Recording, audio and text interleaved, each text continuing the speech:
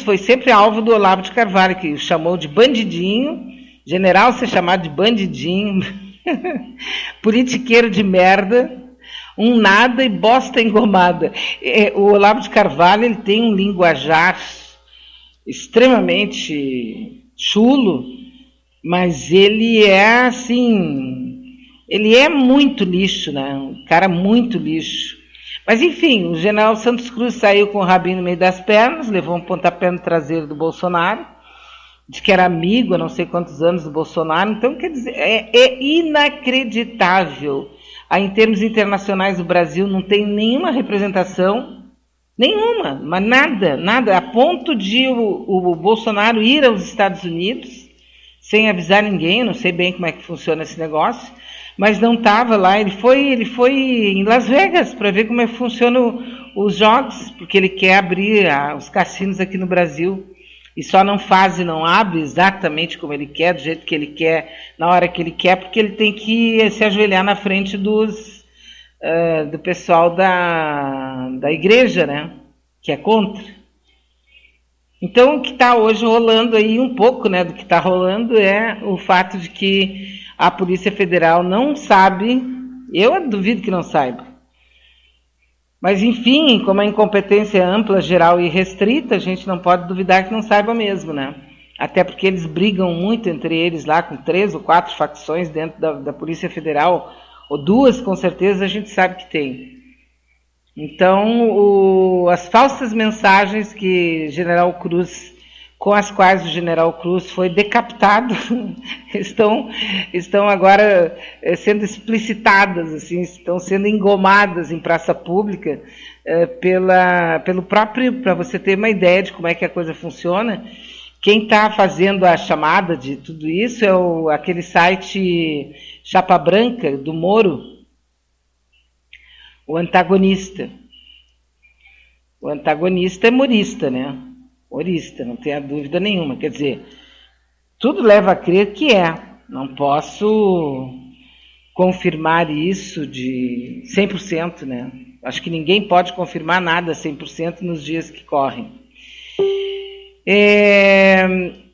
O Jornal de Todos os Brasis, né, que é o GGN, está falando sobre aquele economista mega famoso aí, o Krugman.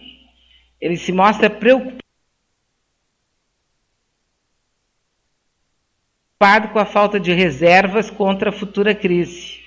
Porque, como eu coloquei também no nosso Facebook, seria interessante que a gente pudesse jogar na cara desse povo que está aí, desse governo lixo, jogar na cara a realidade que ficou, né? Avança de 380 bilhões de dólares.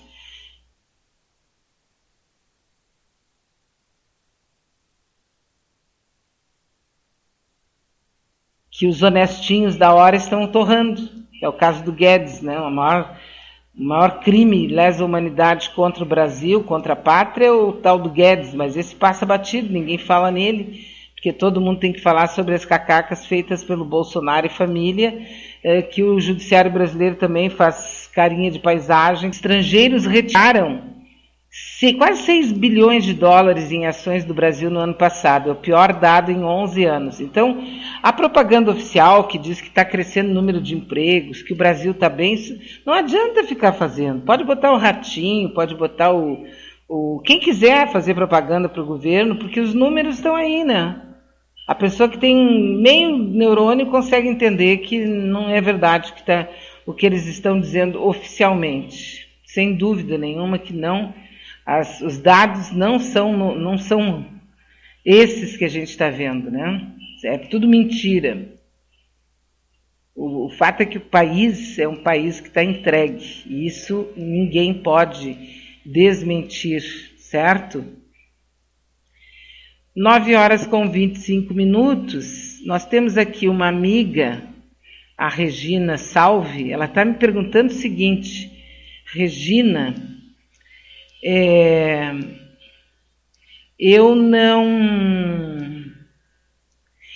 não tenho ainda uma opinião a respeito dos projetos que o Marquesan está enviando para a Câmara para ser resolvido em cima das coxas aí, sobre a questão do transporte coletivo. Mas eu, como eu disse antes, né, eu gosto muito de teoria de conspiração, né, então eu penso que isso tudo é lorota. Para passar para a população que o Marquesito quer baixar o preço da passagem para 2 pila, que ele é a coisa mais querida, né? Ele sabe que não vai passar, aí ele vai ficar de herói. Isso é a minha leitura, exatamente porque é conspiratória, né? Porque nós estamos em ano eleitoral. Alguns vereadores vão fazer tipo também, vão defender a população, se rasgando, se jogando da calçada, para dizer que estão defendendo a população, e vai ficar o dito pelo não dito, e vai continuar a passagem subindo, e os cobradores vão ser demitidos, e vai continuar o sistema como está, porque nós não temos reação. Nós mesmos, como população, não temos reação. O que aconteceu em 2013 foi produzido de fora para dentro, né? Todos os movimentos que a gente viu acontecer nos últimos anos foram produzidos geralmente pelo próprio, pelo Bannon, né? Que está fazendo isso no mundo todo. Então, assim, quando eu vejo, eu não li ainda detalhes, não conversei com nenhum especialista e tal, eu só acho, assim, sem medo de errar, que é ano eleitoral. Então, ano eleitoral vale tudo, né? Vale tudo. Do pescoço para baixo tudo é canela. Então eles vão fazer o que eles puderem para se reeleger. Que é a melhor coisa do que mexer no transporte coletivo? Antigamente nós tínhamos 3 assuntos em Porto Alegre que eram batata. O Muro da Mauá, a abertura do comércio aos domingos e o preço da passagem. Eram os 3 assuntos que não tinha ano eleitoral que não se transformasse em problema, que não se transformasse assim num assunto polêmico. Era o Muro da Mauá, derrubado do Muro da Mauá, tem que derrubar, porque o outro não pode derrubar, porque blá blá blá, todos os anos. Eu estou falando de 20, 30 anos. A abertura do comércio aos domingos já se deu. Hoje em dia abre domingo, sábado, dia feriado, dia santo, eles abrem quando eles bem entendem. Né? Não tem mais nenhum tipo de... É uma esculhambação ampla, geral. Não tem mais o assunto do Muro da Mauá, porque já está claro que nós tivemos aí algumas demonstrações da natureza que aquilo ali pode ser necessário, né? Aquela contenção toda, as galerias todas que foram construídas, enfim, todo aquele arsenal de coisas que lá no passado, depois de 1941, eles acabaram construindo para proteger Porto Alegre de uma mega enchente, né? Mas resta ainda o preço da passagem. E vejam que tem um detalhe que é só mesmo uma pessoa ignorante como eu que pode falar de boa. Os proprietários, os donos do transporte coletivo em Porto Alegre, são os mesmos há 40 anos. São as mesmas famílias, é tudo sempre a mesma coisa. E eles estão sempre dizendo que não é que eles têm prejuízo, Isso é uma visão simplória de um assunto que talvez até se quisessem, pudessem tratar também de forma simplória. Mas é a visão mais assim, passa-régua que a gente pode fazer, né? Eles reclamam, como a gente está com prejuízo, nós temos prejuízo, olha, tanto prejuízo, é só prejuízo, mas eles não largam o osso, né? Tanto que foi o ano passado, o ano retrasado, eles quiseram fazer uma nova abertura para novas empresas e tal, não apareceu viva alma para participar, não ser os mesmos de sempre. Então, claro que tem angu tem caroço nesse angu, eu ia dizer que tem angu no caroço, né? Mas tem caroço no angu. Obviamente que tem coisas que estão subterrâneas aí que nós não entendemos muito bem, porque se sabe, né, que isso aí encerra muitas histórias dramáticas em várias cidades e Porto Alegre não fica diferente. São os mesmos que mandam na região metropolitana. A gente tem que, se gosta, tem que tentar saber pelo menos um pouquinho para não ficar tão de olhos fechados para o que está acontecendo, né? O nosso WhatsApp já está à sua disposição.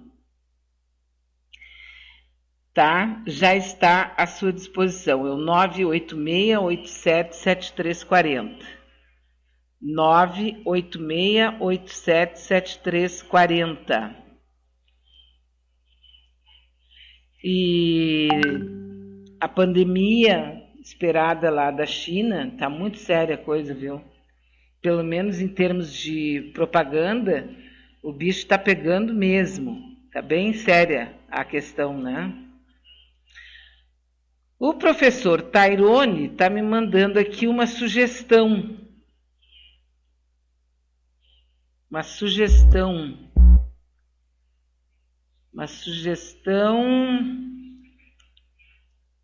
que é Eduardo e Mônica. Depois eu vou conferir essa sugestão aqui, professor. Vou dar uma conferida, que essa música é muito bacana mesmo, né? Dizem que é uma história verdadeira, né? Dizem, também não sei. O cidadão de bem, mais um cidadão de bem, que matou aquela família numa discussão de trânsito, e eu aqui insisto em tentar entender aqui, porque como é que eu vou dizer? Quem convive comigo sabe que eu sou uma pessoa meio difícil, não sou uma pessoa simples, assim, sou chata. Para algumas pessoas vão dizer, não é, e outras vão dizer, nossa, ela não tem noção do quanto é chata, né? Mas é que as palavras, para mim, têm um peso muito grande. Então, pelo que eu entendi dessa história toda, pelo que foi dito pelo delegado, pelos familiares, primeiro, a namorada do menino e a namorada do rapaz que morreu e o irmão dele de 8 anos não morreram porque eles não desceram do carro. Pai, mãe e filho morreram porque desceram do carro para tentar dialogar, não houve uma discussão. Dizem até que ele estava oferecendo para arrumar a lataria da caminhonete onde eles bateram. Porque eles trabalham com carros. Aqueles que morreram, que estão sendo enterrados hoje. Agora, na zona sul de Porto Alegre, tem uma movimentação de uma espécie de, assim, um cortejo fúnebre, né, de pessoas que estão saindo lá da zona sul e vão chegar ali no cemitério Jardim da Paz, e que estão, assim, em carreata, praticamente, para se manifestar contra esse absurdo que aconteceu, né? Aí o que é que aparece aqui já, né? Vai formatando, desde o princípio a gente dizia, né?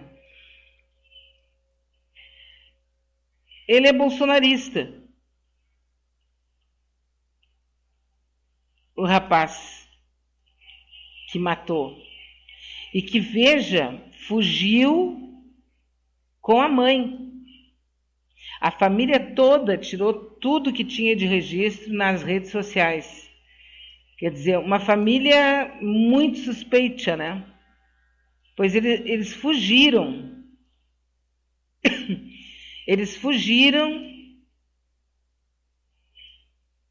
Estão desaparecidos ainda, já tem já tem ordem de prisão, né? Um juiz deu ordem de prisão preventiva.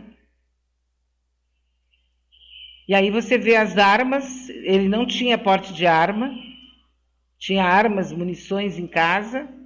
Aqui eu estou vendo as fotos, fotos terríveis aqui, dos 3 mortos deitados no chão.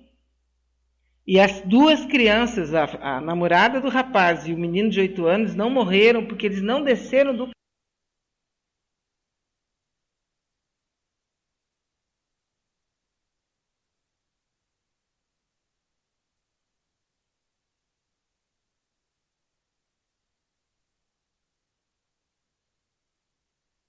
carro. É bom que se diga isso.